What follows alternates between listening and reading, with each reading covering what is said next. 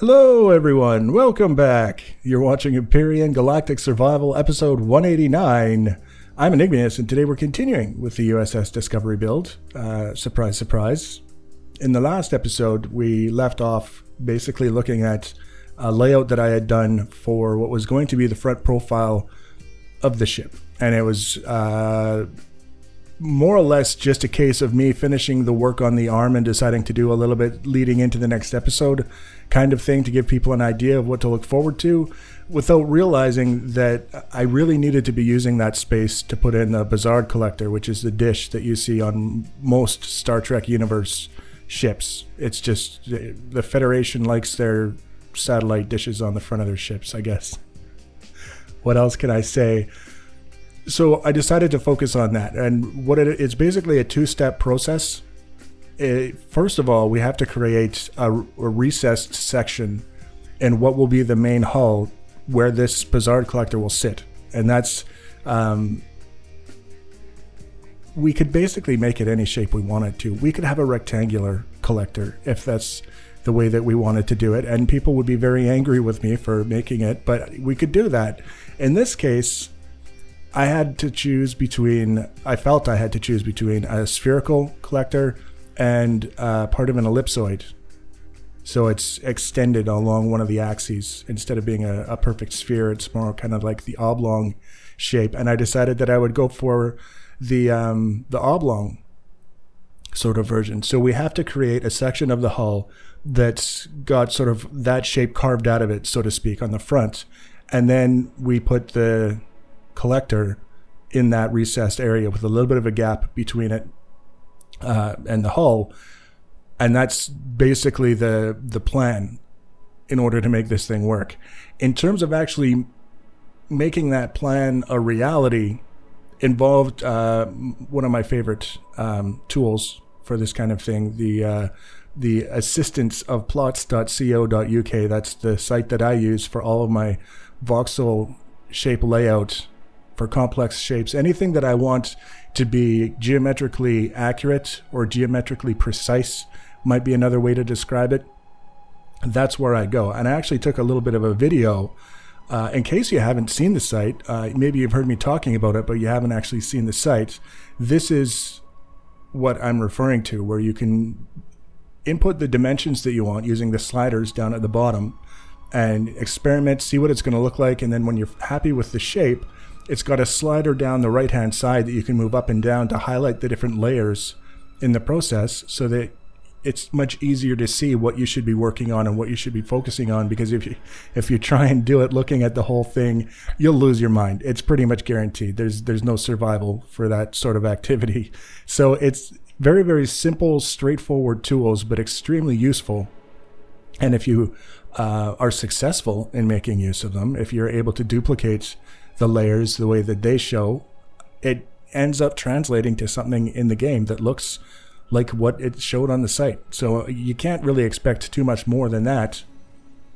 And in this case, there was no way in hell I was going to be able to freehand a shape like this and have it look the way that I wanted it to. So I take no credit for the layout. If it looks good, it's not because of me, it's because of the tools. If it looks like ass, it's because I made a mistake and I didn't do things properly, which is actually very easy to do. I found that building an ellipsoid, even with a tool that shows you exactly where to place every single block, it's a little bit more difficult than building, for example, a sphere, where it's fairly easy if something has gone wrong to be able to identify that it's gone wrong and find out exactly where it's gone wrong.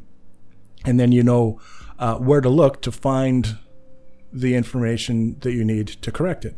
It's pretty straightforward. With the ellipsoid, because it's a more complex shape, it's not as easy to identify when something has been done wrong. And as a result, you can make mistakes on top of mistakes. One mistake leads you to make another mistake, and on down the line until you end up with a real big mess that's very time consuming to correct. That happened to me a number of times throughout this process. And I did my best to edit those out because I didn't really feel like it's productive to show you me doing something wrong and then show you me removing all of the blocks that had to be removed and then doing it over again and doing it wrong again. Because it happened.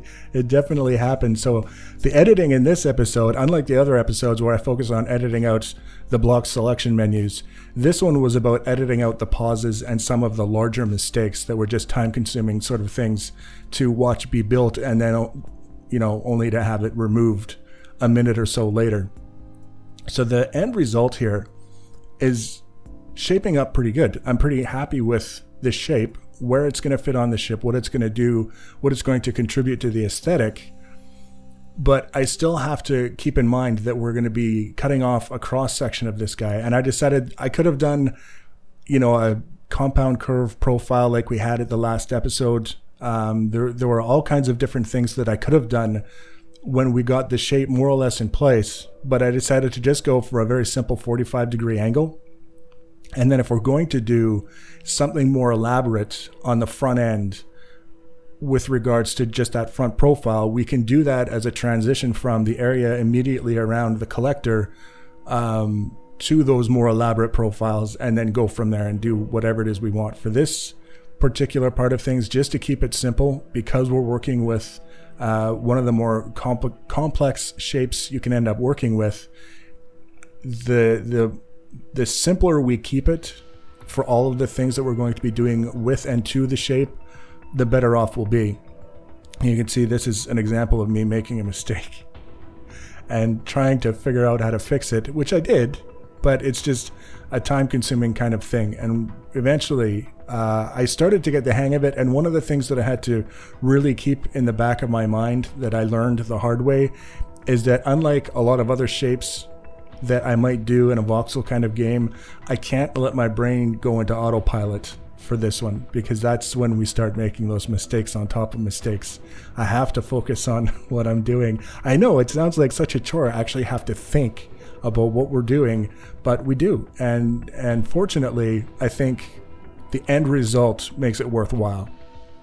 I don't know if it looks the same to you as it does to me, but this is kind of a really good example of how the actual shape of the ellipsoid, it does very, very little to communicate to you in any way that something's wrong. You can see I'm just kind of looking around, placing blocks, removing blocks, placing some more, trying to figure out, I've made a mistake and I can't figure out exactly where it is. Once I do figure it out, it won't take long to fix it. I'm getting the hang of it. But ultimately, this has been an eye-opening experience in terms of shapes that you can use in a game like this that feel like an accomplishment when you get it done and done properly, because of the trial that leads up to that accomplishment. And ultimately, once this is done, like I say, speaking in terms of the remainder of the ship, what I have in mind and what it's going to involve, I don't think any of it is going to be anywhere near as, I want to say taxing, but that kind of has a negative overtone to it. But it's the word that comes to mind. Nothing will be quite so taxing as this particular stage of the build. And one of the things that I thought about is how much I wanted to invest in finishing off the inside of this particular shape, because it's going to be covered by the collector.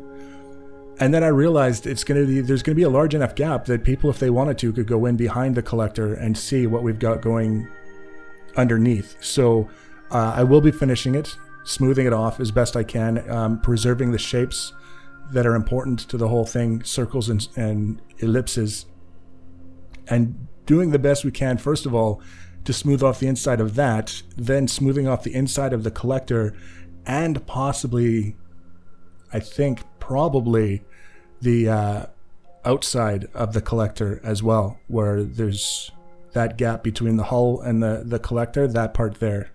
The part that you only see if you go in between the two, we'll probably be finishing that as well, just because doing a ship this size and taking all this time, we spent all that time on the circles, just roughing them in and getting them to the point they are now. We're going to have to do some refinements before it's even done. to leave parts of the ship undone and incomplete, where it's possible to see what they look like without having to violate any sort of game rules or anything like that. You don't have to punch holes in the hull to get to these hidden areas. They're just there for anyone who wants to go looking. We have to kind of take the time to do it as best we can. Otherwise, it just feels like we're not... It's kind of difficult to describe the feeling that you go so far and you don't want to undermine yourself, I guess, would be the sort of thing. It's like, if you're going to do it all the way, or don't even start, because there's nothing more disappointing than seeing something that started out very promising, and then you phone in the rest, and it's just like, can't be bothered, and now the whole thing looks like crap, and it's my fault. We're almost done. We're getting to the point now where I can see the end in sight. We're almost to the halfway point in terms of the top to the bottom. If we were to be building this entire ellipsoid, we'd be almost halfway down. And that's about as far as we really need to go in order to get what we need out of this specific shape. I noticed as I was going through it, I couldn't really explain why. I knew that a lot of the blocks that I was placing would end up being removed once we got the profile and sort of did the cross section and all that other stuff. But I felt like I would be more comfortable and ultimately more productive and more successful duplicating the shape if I included it as basically a quarter of the ellipsoid and then worry about what we need to remove later on. That was kind of the conclusion that I arrived at. So there's a lot of blocks going into place now that we aren't going to be keeping. You can see we're kind of looking at it from a distance, and I decided now would be a good time to do that layout for the cross section that we're going to be working with. Start the process of visualizing exactly where things are going to be cut off, and then using that to sort of make the decision about how far I need to go around certain directions and things like that. So we're just about done. We're getting to that final stage, so I'm going to let you watch the rest of the video, just kind of the things happening the way that they're going to happen. And then there's a little bit of there's about a 1-minute segment afterwards where we do kind of a look around, and you can see at regular speed what things are looking like leading up to the next episode, where we're going to do a little bit of time smoothing the inside of this particular shape and then installing the collector, which should be a lot like this, but faster. So if you want to be notified about the next and future episodes in the series, the easiest way to do that is to subscribe to my channel or follow me on social media. Links for social media are always in the information section below the video. Feel free to leave your comments and feedback. Thanks for watching, guys, and take care.